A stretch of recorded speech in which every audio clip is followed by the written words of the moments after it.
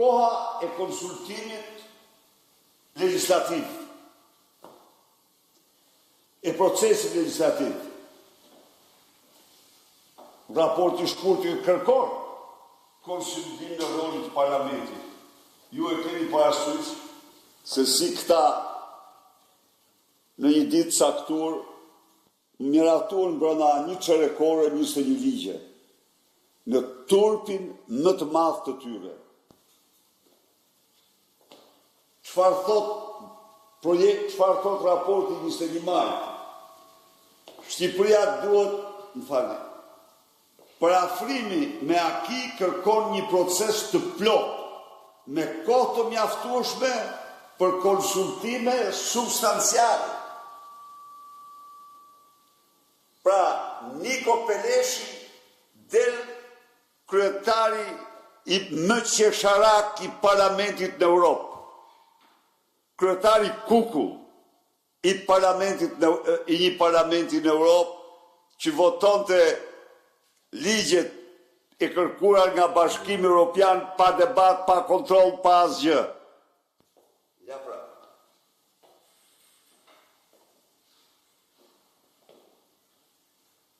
Rekomandimi pra shforcu shumë në faqe 4-5. Në rrafshin politik kemi një kritik të qartë ndaj miratimit të nxituar të ligjeve pa konsultim paraprak. E dini ju që këta nuk nxjerrin mend. Këta përsëri sollën pa 3 ditësh amandamente për rregulloren ku kërkonin që ligjet për Bashkimin Evropian që kërkohen nga Bashkimi Evropian të miratohen me procedurë të përshpejtuar. Sigurisht që ne e hodhëm poshtë atë dhe nuk pranu.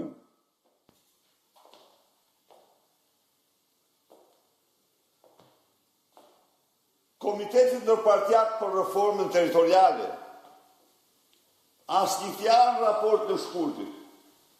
Tani nuk ka ma. Ka një vend veçantë në raportin e majt. Është shtuar që ka dëshmon angazhimin dhe interesin e Bashkimit Evropian në rrjedhësimin e këtij institucioni për rëndësinë e reformës territoriale. A nuk është ky pra një ndryshim si nata me ditën i shtuar? Autonomia vendore. Edhe këtu është një fush ku Edi Rama goditet në mënyrën më të rëndë. Për fatkeqësinë e tij, raporti i shkurtit nuk e përmend fare.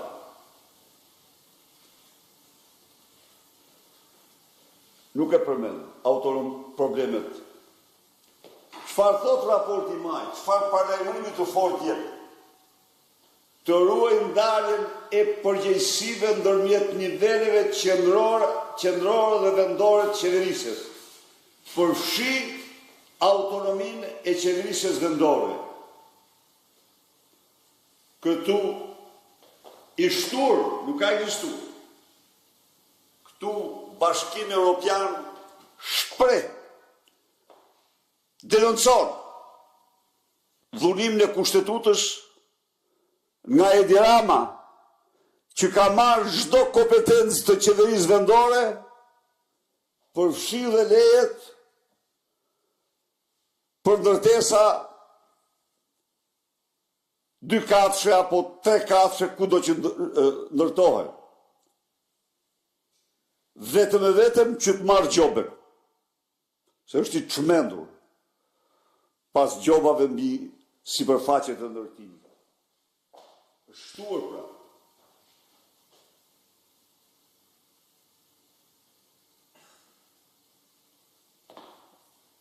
Pra, të ndet, fakti që e shtrojite, tregon se janë të informuar për hipercentralizimin që bën Edi Rama dhe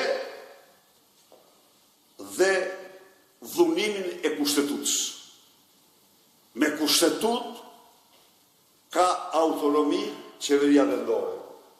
Tjetër, tani çoj pak vazhdo.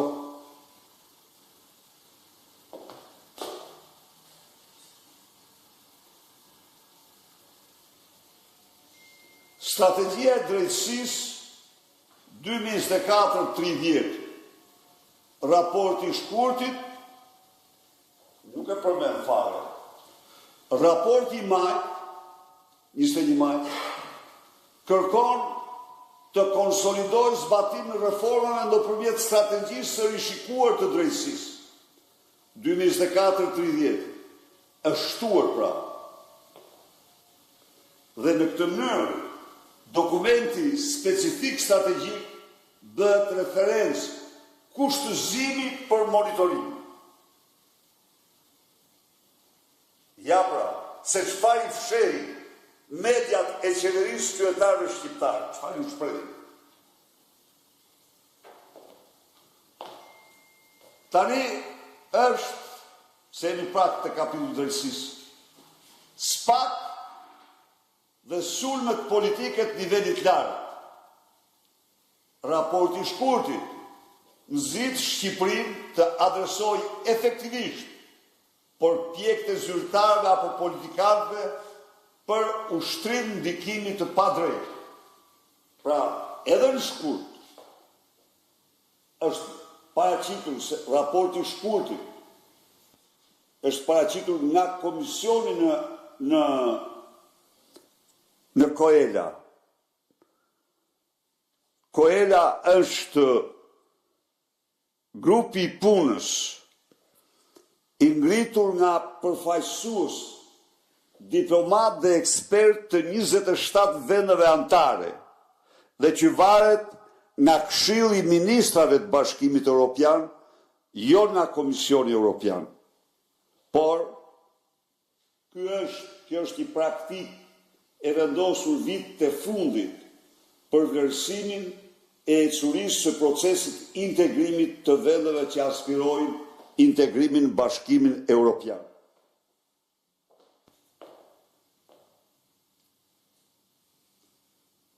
Kurse në maj, pasi Edi Rama ka rrethuar gjykatën dhe SPAK-un me bandit zyrtar, pasi ka sulmuar në mënyrën më të egër SPAK dhe gjykata për Nubi Ballukun e tjerë, shtojnë Bashkimi Evropian shpreh keqardhje dhe nxit adresim, nuk ishte keqardhje këtë, dhe nxit adresim në përpjekje të shtuara dhe shqetësuese të zyrtarëve apo politikanëve, përfshin nivele të larta, duke përfshi strukturën e posaçme kundër korrupsionit dhe krimit të organizuar SPAK. Pra është forcuar shumë më tepër. 4 përshkallëzime vjen re në këtë paragraf. Keqardhje nuk ishte. Të shtuara dhe shqetësuar nuk ishte. Nivele të larta nuk ishte. SPAK përmendet në orë eksplicite. Pra kemi të bëjmë me gjuhën më tashpër të dokumentit. Dhe këtë ja fsheh mediat. Standardet e vetimut qëndrueshmëria thekson hapat drejt standardeve të vetimut. Në shkurt, thekson hapat drejt standardeve të vetimut. Në maj shtohet, thekson nevojën për Shqipërinë të ruajë dhe të mbajë standarde në mënyrë të qëndrueshme. Sepse është konstatuar që po i shkelmojnë, po i respektojnë dhe po dalin shumë gjëra të zeza mbi ujë. Qëndrueshmëria e rezultateve të vetimut bëhet kërkesë eksplicite, por gjigje ndaj shqetësimeve mbi regres për vetimin. Imagjinoni ju si mund të bëj vetim Altin Troplini. Më thoni ju mua. A e pat ju? Ajo është për të vetë. A e pat se si kishte mashtruar ai. Kishte paraqitur në vetim deklaratën e firmosur nga noteri të prindve të bashkëshortës së tij, se vila ku banon, vila trekatëshe ku banon Altin Troplini, është ndërtuar në një kohë kur ai nuk ishte fejuar me alketën, vajzën e tyre. Në një kohë kur dokumentat e shtetit faktonin se në atë periudhë që pretendonin familja Troplin, familja e Altin Troplinit, familjarët, ajo ka qenë tokë arë pa asnjë tull. E kuptoni ju se si dhe ky tani bëhet kryevetor.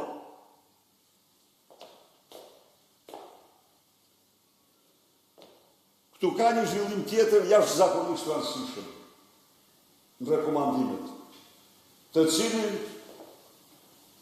nuk e kam hasur të kësaj force dhe të kësaj natyre.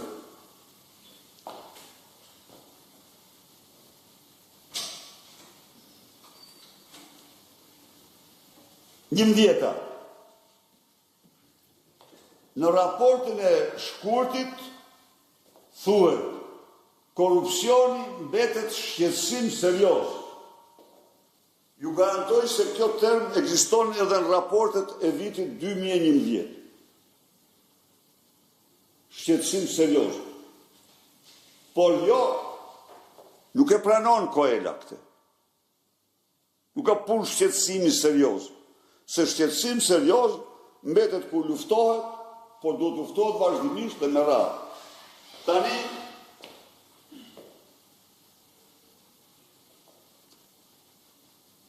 është kaluar në një terminologji kryesisht tjetër. Korrupsioni, shqetësim vendimtar, themelor. Me një fjalë, Shqipëria po thuaj me karton të kuq. Krucial. Nuk isha askur. Kam hasur termon dhe ju galopant, pervaziv, po krucial, jo. Ky është vlerësimi dhe cilësimi që i ka bërë Koela pas zbulimit se Edi Rama qëllon prapa dosjeve të Lubi Ballukut dhe lindave të tij. Krucial.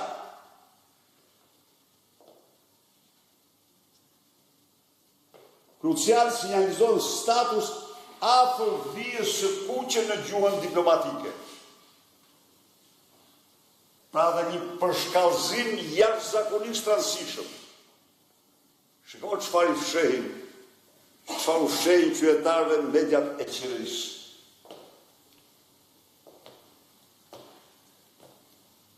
Rezultatet e SPAK, njohje eksplicite, reference përgjithshme ndaj konsolidimit kapaciteteve të SPAK.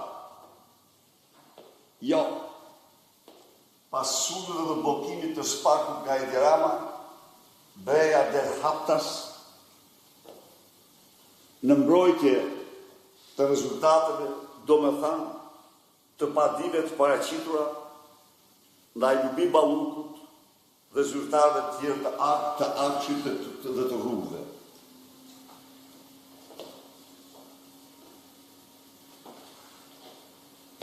Është shtur, kjo është shtur, bëhe mirëpret rezultate e mira të arrituar deri tani nga SPAK dhe gjykatat e tij përfshi rastet e korupcionit nivelit të lartë. Besoj se në Shqip nuk mund të fliste. Imagjinoni ju se si mund të fshihet ky denoncim.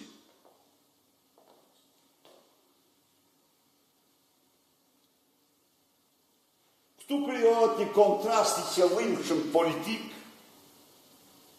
midis ndërhyrjeve dhe kritikave të Edi Ramës dhe qëndrimeve të Bashkimit Evropian. Shtur, nuk ekzistonte. Parlamenti dhe prezumimi i pafajësisë. Asnjë fjalë në raport me i bari në shkurt. Asnjë fjalë. Deklaratat publike të institucioneve shtetërore mbi jetimet ndaj zyrtarëve, deputetëve aktual dhe të mëparshëm duhet të respektojnë prezumimin e pafajësisë. Faqe 9 është shtur, nuk ka ekzistuar. Kjo është kritik e drejt për drejt ndaj komentimit dhe qëllimit parlamentar që ndërhyn hetimet e spakut. Çfarë do thot kjo? Kjo do thot se parlamenti nuk mund të ndërhyj, as t'i interpretoj, as t'i blokoj hetimet e spakut dhe kërkesat e tij. Shtesë kjo, nuk ka ekzistuar. Tani unë si çojë tek çojë krye.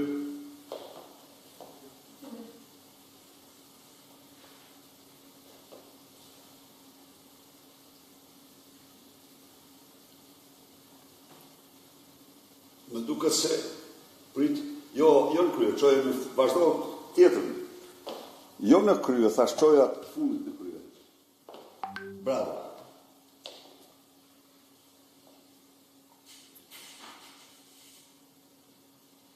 Direktiv anti-SLAPP për afrim i shpejt. Në shkurt kërkoj për afrim i plot me direktivën e cila direktiv mbron gazetarët nga padit e pa funde. A e dini ju? Sigurisht nuk keni nga ta dini, se censura nuk lejon. Por në vitet 2005-2013, administrata shtetërore nuk lejohej të paraqiste asnjë padi ndaj gazetarëve për çfarë do që shkruajnë ata, me kushtin e vetëm që ata të botonin për gënjeshtrimin e personit apo institucionit. Ka patur 2 raste që nuk janë respektuar kjo inatçor të mëdhej në punojësit dhe atyre u është kërkuar të dorëzojnë detyrën dhe të shkojnë të vazhdojnë padin me gazetarin. Asnjë rast tjetër. Kjo ishte zgjidhja jonë. Kjo ishte përgjigja e Partisë Demokratike, qëndrimi ndaj gazetarëve. Ndaloj padia ndaj tyre. Ndaloj kërkesa e burimit të informacionit. Dhe ju garantoj se përsëri ajo do jetë në fuqi.